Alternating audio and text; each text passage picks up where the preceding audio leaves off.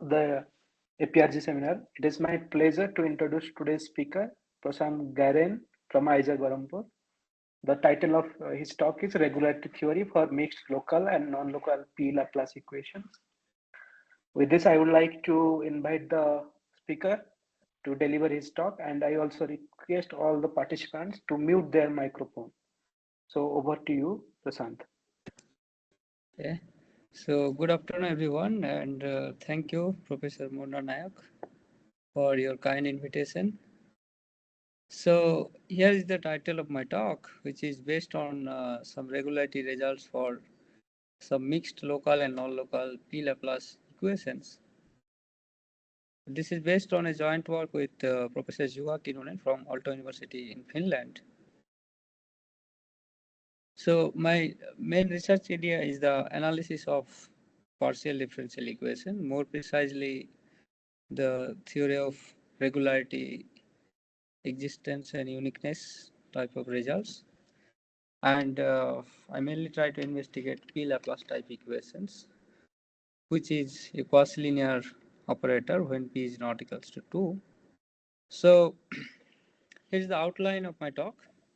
So at the beginning, I'll try to motivate what type of problem we'll be interested in, and then I'll go through some known results, because the known results somehow will suggest what type of approach one can use to deal over the type of problem that we'll be interested in. And after that, I'll go through the main results and also give a brief sketch of the proof. And finally, I'll state some recent developments in this direction. Okay. So here is the main equation. As you can see in the title, it somehow consists of mixed local and non-local type of equation. So, and this is the equation that we'll consider. Here, this delta P is the P Laplace operator defined by divergence of this quantity, where nabla U represents the gradient of a real value function, where the domain of U is some open subset of Rn. S is a number between 0 to 1, and for each associated S, we define this fractional P Laplacian by the principal value of this integral.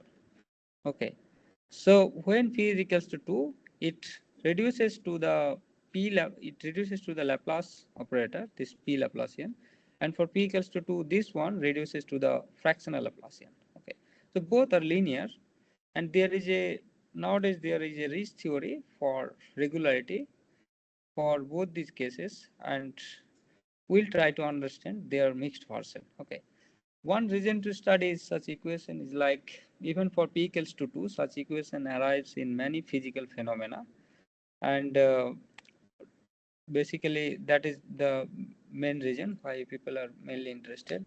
And I'll give a precise reference where such equations will actually appear, but I'm mainly interested in the mathematical or analytic properties of solutions of such equations. Okay, so as I mentioned, like when P equals to 2, both these are linear operators, and as a consequence, this equation is linear when P is equals to 2, and it is non-linear when P is not equals to 2. Okay, so the first question that we'll ask is like, what is the notion of solution for such equation, and what we are interested on such solutions. Okay, so the notion of solution that we are going to study is the notion of weak solutions, and we are mainly interested in the question of regularity, by which we mean like, let's take U in some bigger space. Okay, and in this case we'll take in some solvable space, and we'll try to minimize this space in the sense or we'll try to see if that solution will be in some nice space. Okay, this is regularity, and we'll try to identify these nice spaces by some regularity results in this talk. Okay, so let us try to understand what is the notion of solutions for the separate P Laplace equation and separate fractional P Laplace equation.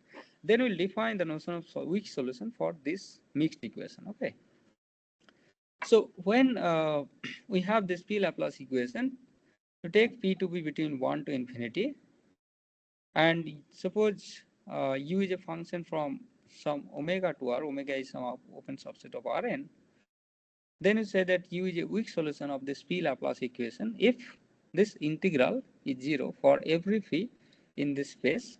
This is the space of smooth function with compact support in omega. Okay, when P is equals to 2, such solutions are generally, classical. So you can actually define the solution point in a pointwise sense. But when P is not equals to 2, you cannot do it. There are basically solutions which will not satisfy the equation in a pointwise sense. So one notion of to understand such solution is the notion of weak solution when P is not equals to 2, and that is mainly we will try to understand. Now the question is how to reduce this space basically. Okay. So in this case, there is a Riesz theory of regularity in the P Laplace equation. We'll mention a few of them, but before that, let us mention the notion of solution for the fractional P Laplace equation. Okay, so it's analogous actually. So again, we have this equation: S is between 0 to 1 and P is between 1 to infinity. And if this double integral vanishes for every P in this space, we say that U is a weak solution of this equation. So basically, it's somehow the discrete version of whatever we took in the P Laplace case, in the sense like you replace your grad U by Ux minus Uy, and with this weight function, and now you've had your x and y throughout Rn. Okay, so and take this double integral, and if this is 0, then we say that U is a weak solution of this equation.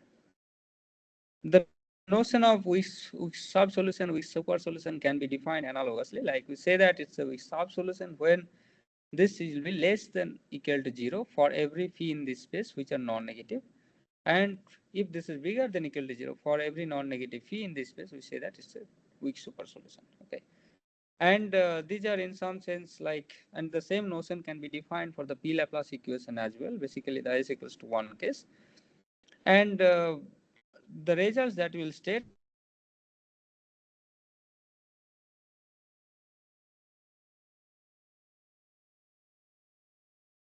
Hello, Tapendra, are you able to hear me? Yes, Manoj, I can hear you, but I don't think hear the speaker speaker. lost connection. Yeah, I think there is some internet issue.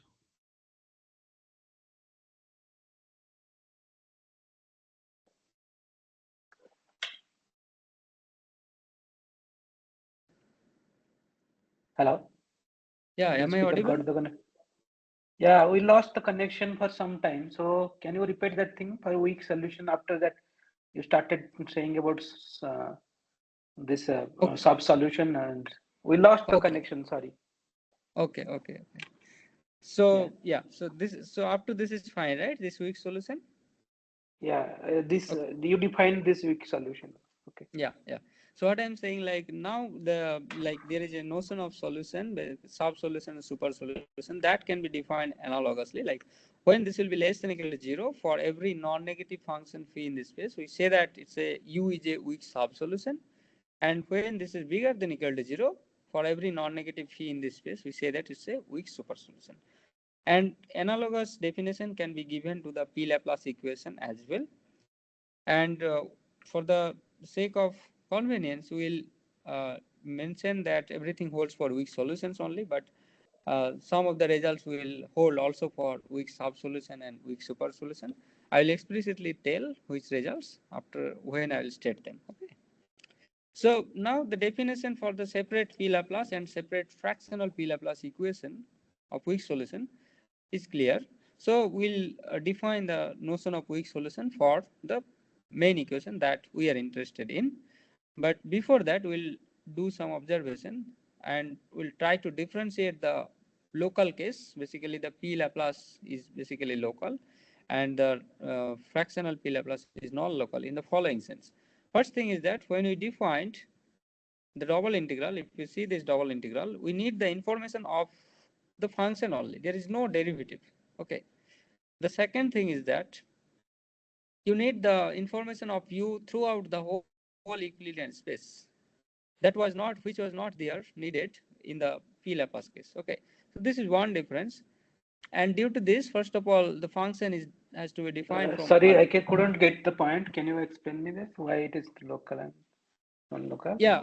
So what I'm saying, if you come to this definition here, it is basically whatever domain you are taking, the integral over on that domain, right? So if omega is bounded, so basically you need the information of u only on that omega, right? You don't need to, the solution u is not necessarily to be defined throughout Rn. Okay. Yes. But, Yes. but in this case, to define this non-local integral, first thing is that you need the solution u to be defined in Rn. Okay. So that is one difference, right? Yes. And the second thing is we can split this double integral into the following two ones. So suppose if both x and y are inside the support of phi, which one may call as omega itself, then you get this because both will contribute. And if one of them are outside the support, you get this because the other one phi y will vanish, right? So basically this is non-local in that sense. So you need the information outside the domain also. Okay. And if both are outside this omega, then there will be no contribution of this integral. Okay. So somehow the definition of Hughes solution or the double integral can be written like this. And you will see that this double integral, the second one specifically, will make life difficult, like basically we need to do some additional estimate due to this double integral. Okay. So the first integral is local in that sense, and the second integral is non-local. Okay. So now the notion of weak solution for our mixed equation that we are mainly interested in can be analogously defined. So we have this equation, omega is a bounded domain. We'll take omega to be a bounded domain.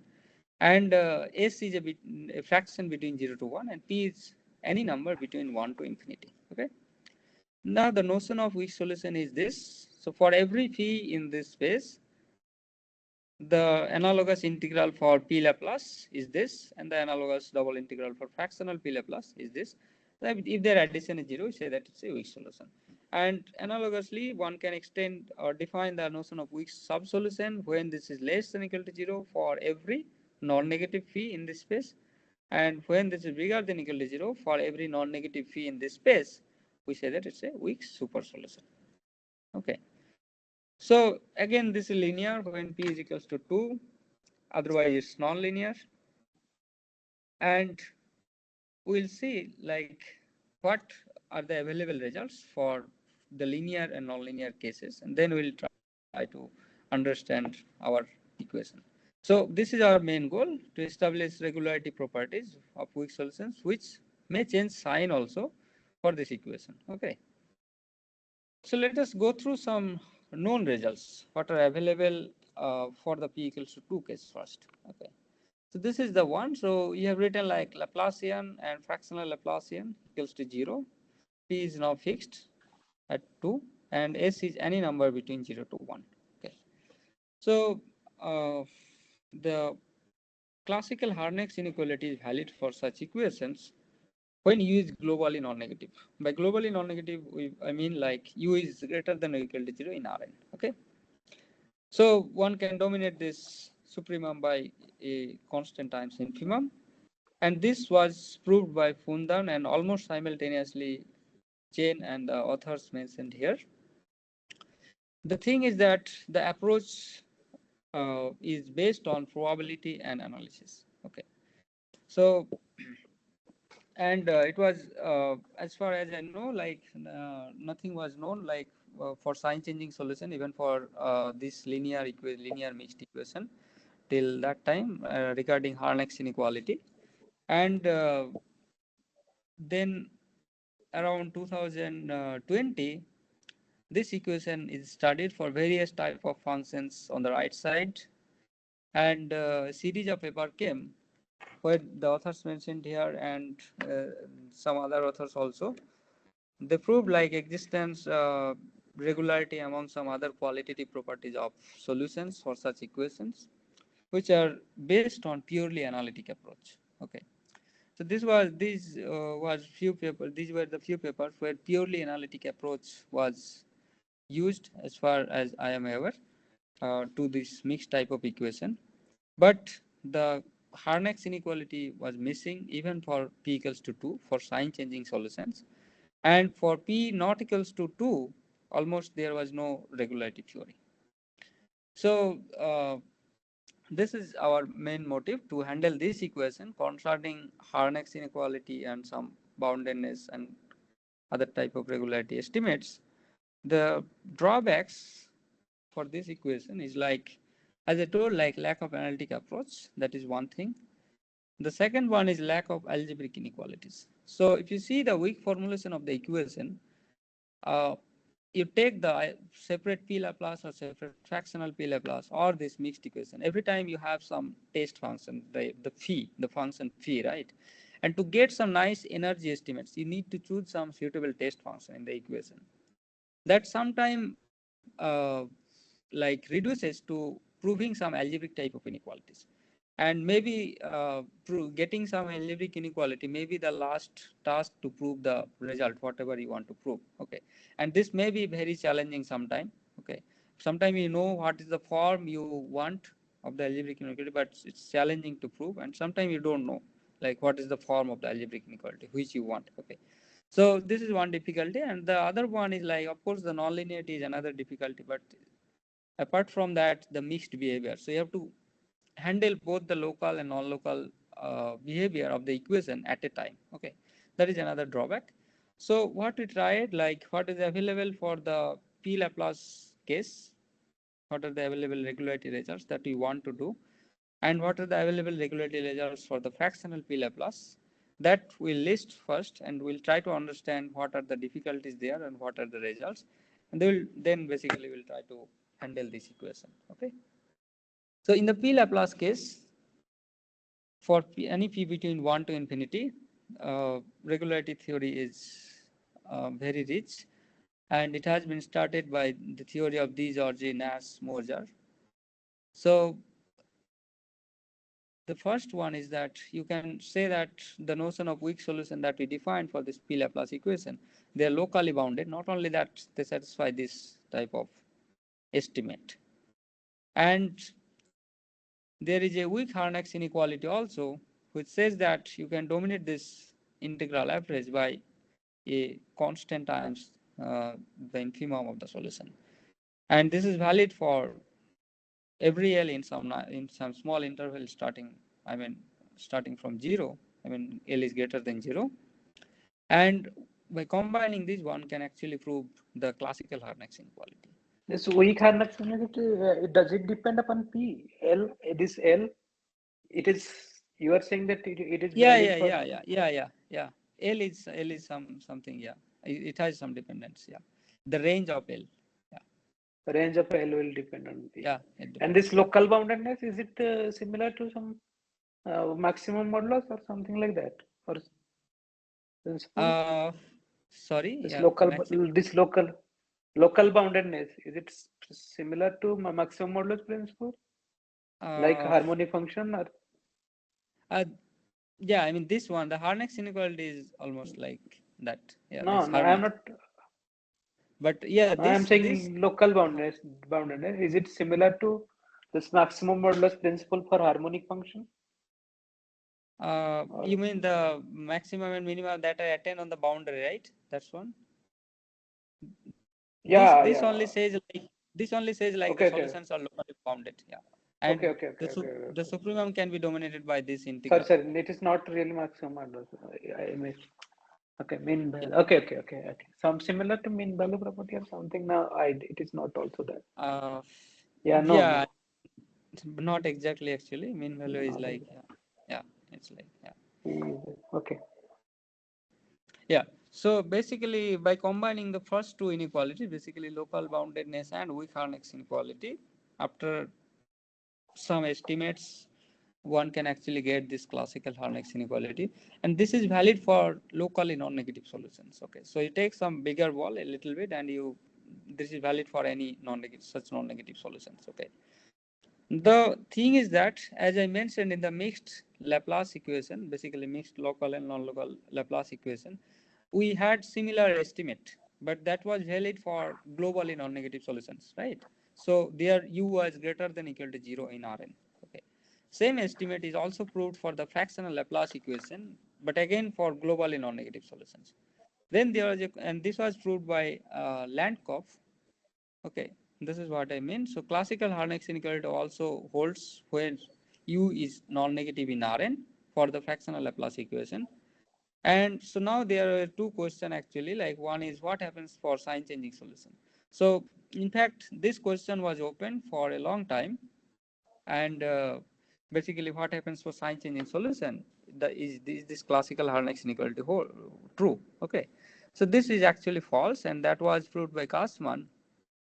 He gave a counter example and he proved that actually uh, one has to take one has to compensate the sign change by some extra quantity. In otherwise, in other words, he proved the following modified version of Harnack inequality.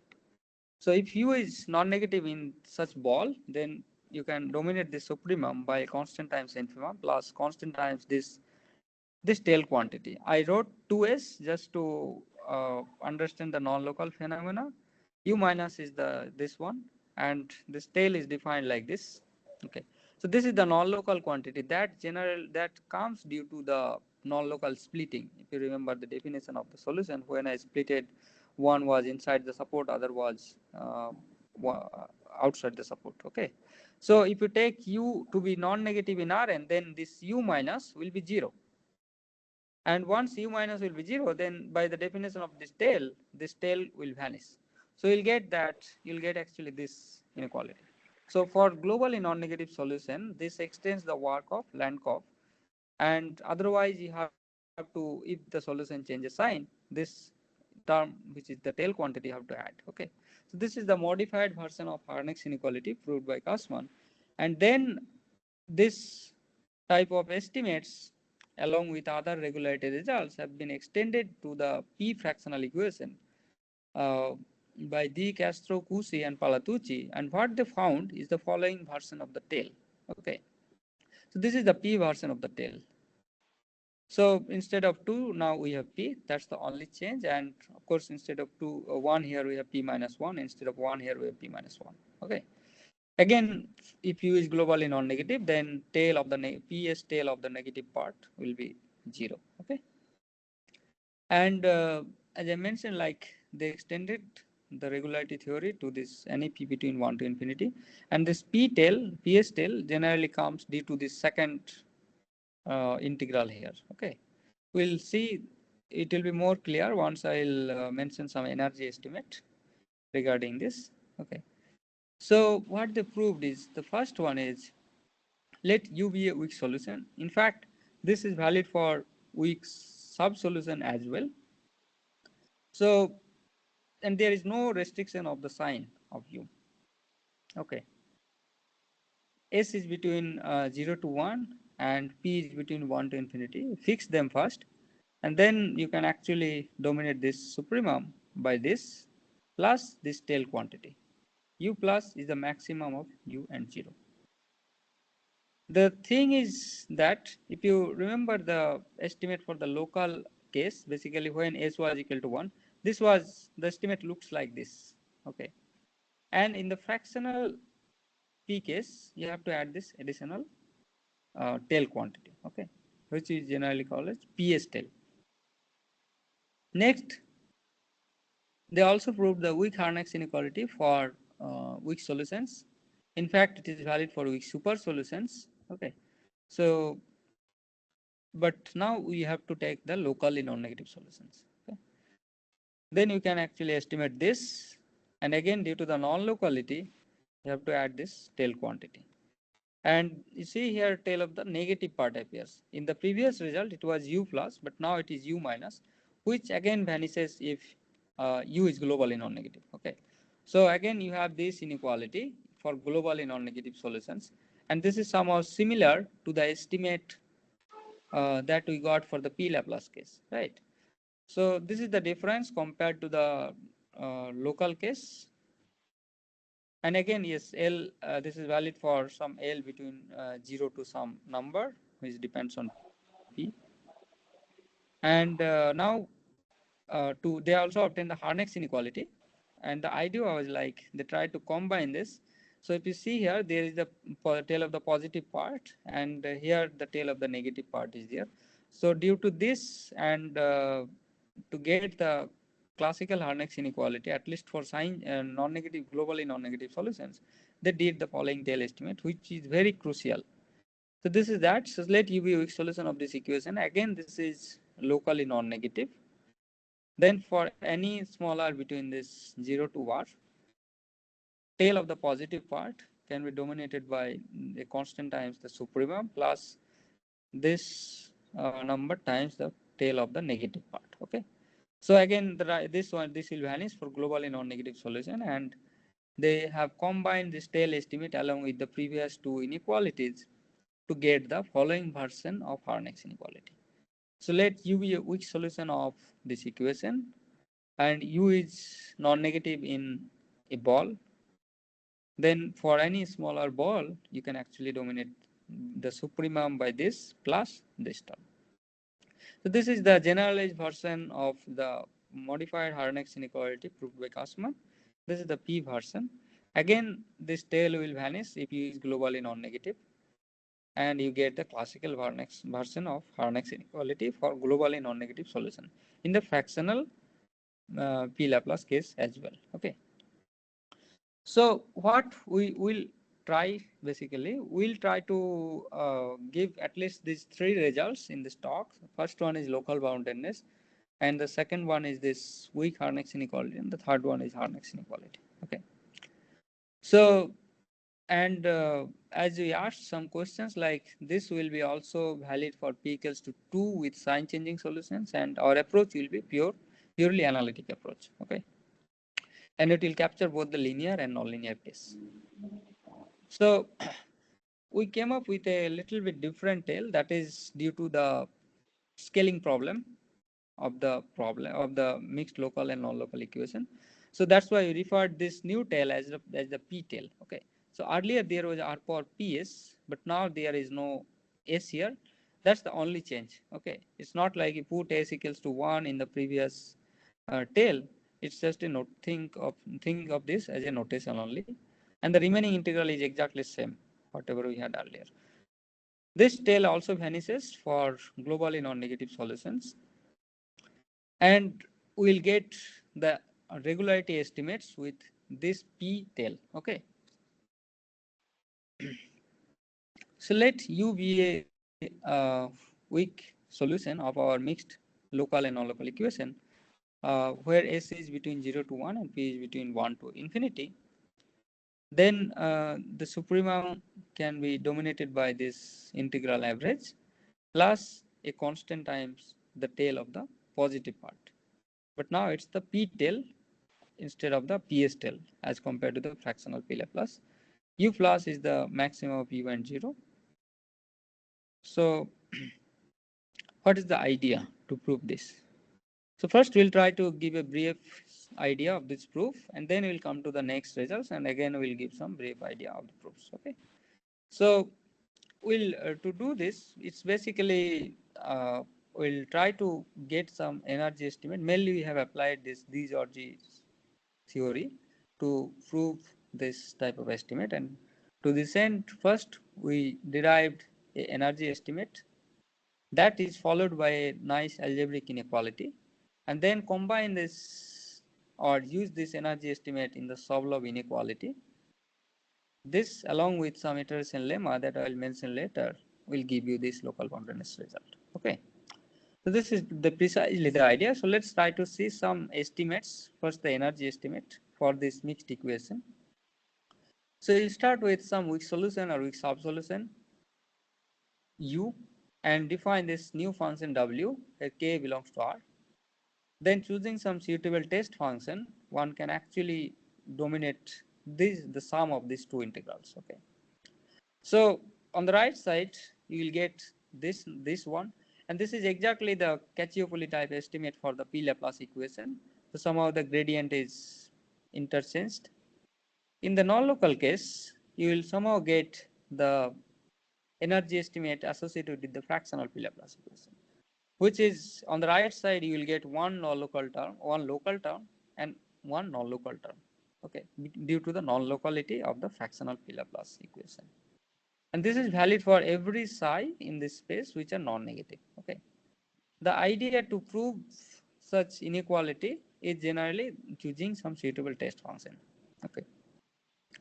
So, and as I already mentioned, like once you choose such suitable test function to get at least this type of estimate, you need some algebraic inequality. And this is the algebraic inequality. This was proved by De Castro, Cusi, and Palatucci. But yes, it will follow by using triangle inequality and convexity. So let P is bigger than or equal to 1 and epsilon is between 0 to 1.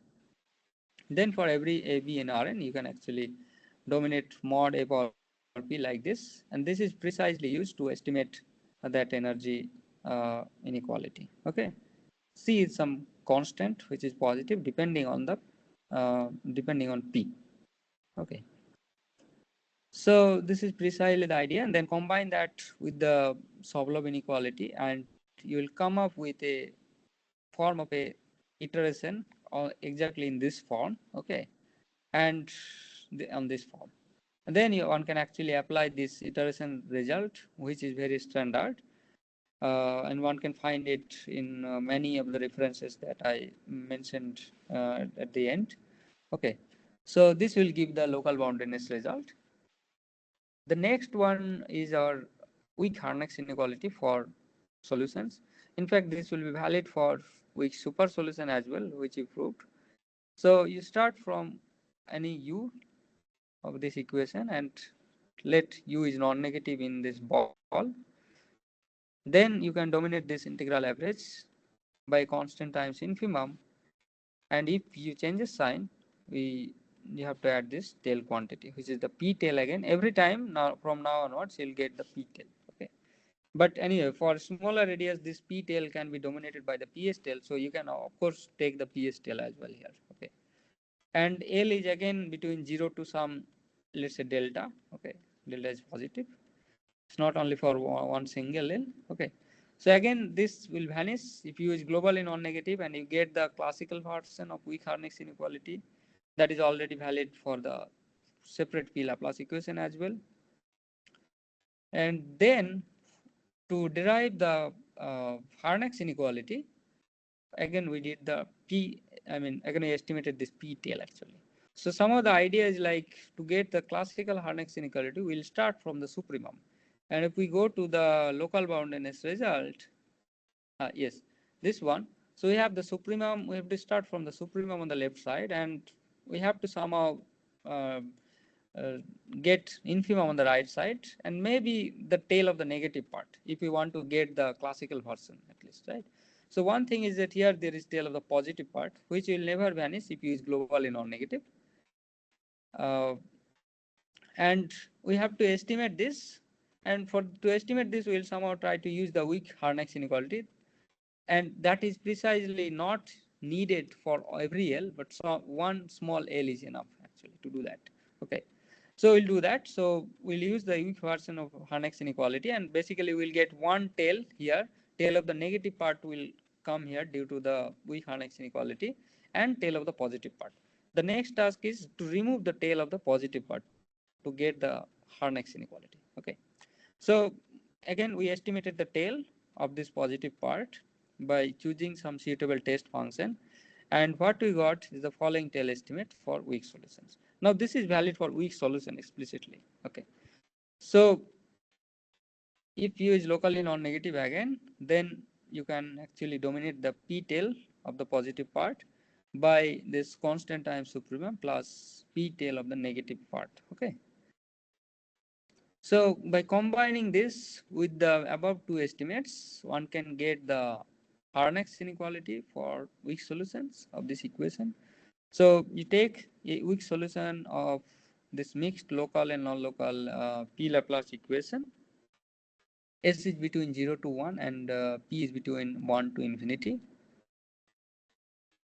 And you take some locally non-negative solution, then the supremum can be dominated by constant times infimum plus the constant times this p tail of the negative part. Now this will again vanish if you use globally non-negative. So this somehow extends the work of Fundan, Chen, and other authors to sign changing solution as well, and also to any p between 1 to infinity. Okay. So the idea is exactly that what I told, but there is something inside that. So the main idea is this, like at least to get this weak Harnack's inequality, we need the expansion of, we used basically expansion of positivity along with an iteration lemma that gave us this Harnack's inequality also. So what is this expansion of positivity? So this is, you start from a weak solution for this equation, which is locally non-negative inside some ball in the domain omega.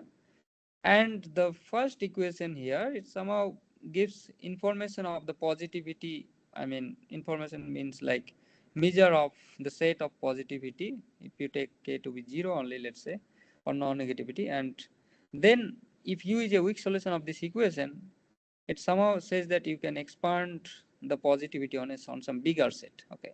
So this is that information, and this is very much useful at least to get Harnack's types inequality. Okay. So again, the proof relies on suitable energy estimates along with the iteration lemma that I stated some time back. I have not mentioned the full detail here, but only this property, which is also valid for uh, the p fractional equation as well, but of course with some different type of component exponents here with the sp tail. So this combined with the iteration lemma that I mentioned here will give us the Harnack's inequality. Okay. So this is like you have some non-negative. This is also a standard result that is used many times to derive such type of inequalities. So if you have these numbers and f is a non-negative bounded function, which in our case basically will take to be applied to the supremum function over some balls, and okay, so we'll basically get something exactly in this form with the supremum here as a function, and t will be basically the radius of that balls. Okay, and then we applied this and we got the classical Harnack's inequality. But that basically first we using this we get the preliminary version of weak Harnack's inequality, basically the weak Harnack's inequality with one exponent, and then to get some other exponent or in some small region starting from 0, we need some reverse order inequality also for this weak super solutions or solutions, and that again will follow by using some energy estimates that will follow by using some suitable test function in the equation that again requires some type of algebraic inequality. Okay, so this is somehow a brief overview of the proofs that I have mentioned. And there is some recent developments. In fact, a lot of works on mixed local and non-local problems are going nowadays. So some of them I have mentioned. So yes, local boundedness among other related regularity and existence results also have been proved for this type of equation. And gradient regularity is also proved not only for this type of PP mixed equation, but also PQ. Basically, you have here you have, let's say, P, here you have Q. Okay. So nowadays on this type of, these are called non-homogeneous problem. On this type of problems also nowadays works are going on, and they proved C1 alpha regularity. And we also proved higher order regularity for this mixed equation with some right hand side. And apart from that, some singular type of problems is also studied in the mixed case. Okay, so basically this is like one application like of the regularity results that we mentioned here. So at least the weak Harnack's inequality that somehow gives you the strict positivity of the solutions of this equation. Okay, so you, and these are called singular problems. Basically the right hand side blows up as you approach to 0, and to handle that, one approach is like you approximate that and then try to study that problem and then try to pass to the limit to get the existence. Okay, so somehow this regularity theory can be applied to prove existence theory for related problems. Okay, so that is, this is in that sense in some applications of this regularity theory. And not only the these are basically time independent. recently time-dependent equation is also studied, and I mentioned a few of them. So this is like p parabolic equations with right-hand side, and regularity results in for such equations are also established, and the doubly nonlinear case is also studied for such equations recently. So with this, yeah, I have almost finished my talk. Maybe I took much less time. So yeah, so these are some of the references that I mentioned. So mainly I talked about the first one, and the others are the related that I mentioned in the talk. And these are some of the works by Fundan and the other authors that I mentioned, which are mainly based on probability and analysis. And then a series of papers came using purely analytic approach by the authors mentioned here regarding this mixed local and non-local equation. And this is the one where physical interpretation is very nicely described, how such equations can be derived from physical phenomena. And yes, this is the paper where Harnack's inequality was proved for globally non-negative solution, and then Kasman gave a nice formulation for sign changing solution as well, and then it was extended to p between 1 to infinity in these papers. And these are the related results that I mentioned at the end of this talk. So yes, thank you for your kind attention. Okay. Thank you, Prashant. Very nice talk. Are there some questions from the audience?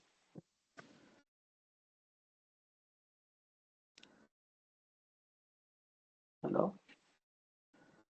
Yeah, so I have said about, so the thing is, you said that what kind of technique do you really need to study this kind of thing? So you mentioned that Divergent-Osmosis theory also you apply or Yeah. no? Yes. So basically, it kind of singular integral theory or what? Because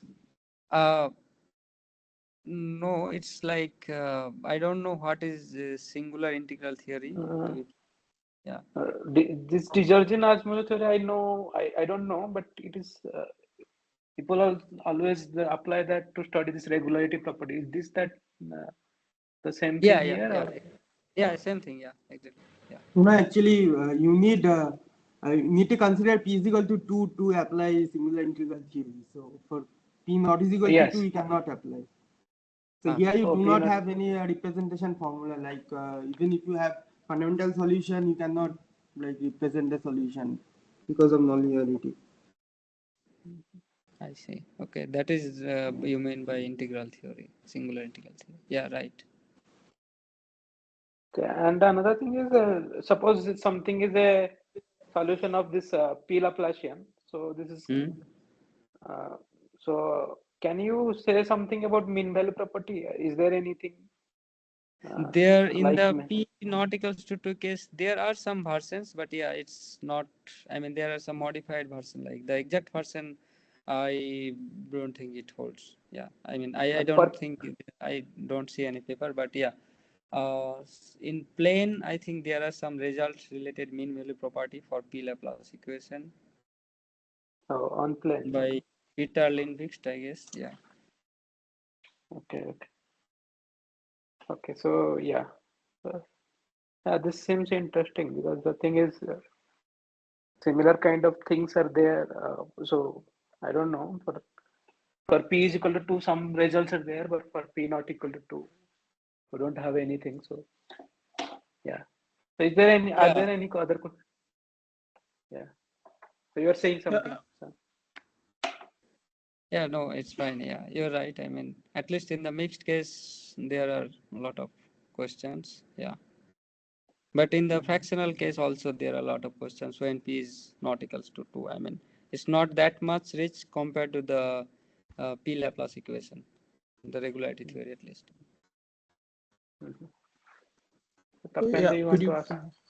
Yeah, could you please explain one more time that how this tail term comes into picture? Like in the case of solution of Umava equation, then there is a paper of Garovalo, Laudis, and also some workshop by Palatucci. They introduce this sort of tail estimates. in this kind of solution, how this tail comes into picture? Like, could you exactly. If you have mentioned the paper by Palatucci, it is exactly, I mean, that tail up to this R power P difference. So precisely it will come, maybe one scenario is this. So when you estimate this type of energy, this is like, this integral is the, I mean, region where we get the tail term. Yeah, so you did a similar decomposition that they did. Exactly. Okay. And then how do you apply the, so you're saying this tail come from the last term, right? No, the fractional P Laplace. Fractional P Laplace. Okay, from there you get, you apply this.